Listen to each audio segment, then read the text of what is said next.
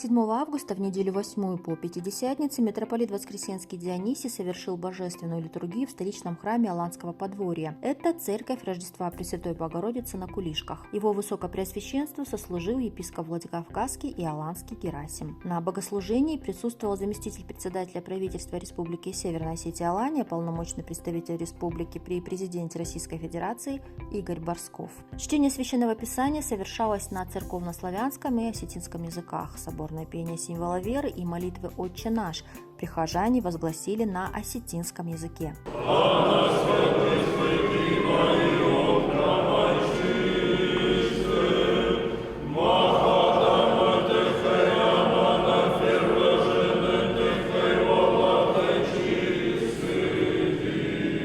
После богослужения владыка Дионисий обратился к верующим с архипасторским словом. А по окончании литургии в постоянном представительстве Республики Северная Осетия Алания епископ Владикавказский и Аланский Герасим вручил Юрию Хомякову серебряный крест-мощевик в честь великомученика Георгия. Юрий Хомяков – член Императорского православного палестинского общества. За последние годы он передал народу Осетии бесценные святыни православия. Роман Кобзев, Лиана Батаева, пресс-служба Владикавказской Аланской епархии.